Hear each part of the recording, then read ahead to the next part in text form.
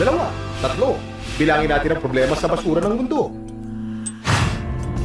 1 million plastic bags ang ginagamit natin kada minuto. 2.7 million tons ng plastic waste ang galing sa Pilipinas taon-taon. Katumbas ito ng higit 6 million kilograms ng basura araw-araw. 3. Third largest plastic waste producer ang Pilipinas sa buong mundo. Kasunod ang China at Indonesia. 4 plastic bottles kasama ng 115 plastic cups at 25 plastic bags ang nakita sa loob ng bituka ng patay na sperm whale na natagpuan sa Indonesia. At sa Pilipinas, yan din ang sinapit ng whale shark na puro basurang plastic ang natagpuan sa tiyan. 5% na ng mga plastic ang nare-recycle natin. Dahil yan sa hindi wastong pagtapon o paghiwalay ng mga nabubulok at di nabubulok na basura at pagtatambak lang nito kung saan-saan. Pag nagpatuloy pa ito, ayon sa UN report, posibleng maging mas marami pa ang basura kaysa sa mga isda pagpatak ng taong 2050. U for Unlimited. Unlimited ang paraan para maayos natin ang problema sa basura. Tulad na lang ng wais na Mrs. Walastik dito sa Barangay Manggahan. Si Mrs. Merlita, 10 taon nang pinapatupad sa kanyang tahanan ang proper waste segregation. Ito pong mga plastic na to, tinatabi namin, sinesegregate po na. Una, sinasabi ko sa mga anak ko na pagbukod-bukurin yung mga bottle at saka yung mga plastic na pwedeng itabi. Mga plastic na matulad ng mga shampoo, mga pinagamitan ng toothpaste, sineseparate. Kaya po nung tinuruan niya kaming mag-segregate, sinusunod naman po namin. Tapos hanggang sa nasanay na po kami kasi may separate plastics naman para dun sa mga basura. Kasi po, buwan-buwan po kinokolekta po ito sa aming barangay at pinapalitan naman nila ng mga sabon na panggamit sa loob ng bahay na nakakameno sa mga misis. Thank you! Malaking tulong yun sa amin kasi hindi na po kami bumibili mga sabon, panlaba. Nakakalibre na kami dahil sa mga plastic na mga inipon namin. Malaking tulong po sa amin, sa budget namin. Aba, mukhang hindi lang pala si Mrs. Merlita ang Mrs. Walastik sa Barangay Manggahan. Tingnan nyo, marami pala sila. Meron tayong programa na tawag Collect, Kilo, Kita. Collect para kolektahin nila yung mga plastic waste. Kilo, punta sila sa mga barangay nila, kinikilo to. Sa bawat isang kilo ng plastic sachet, pwede nila i-convert ito into 10 pesos worth of their product.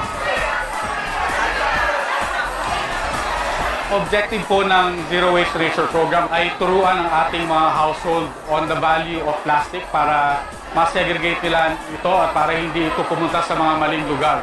Ayaw natin na ang plastic natin ay makakapinsala sa ating kapaligiran.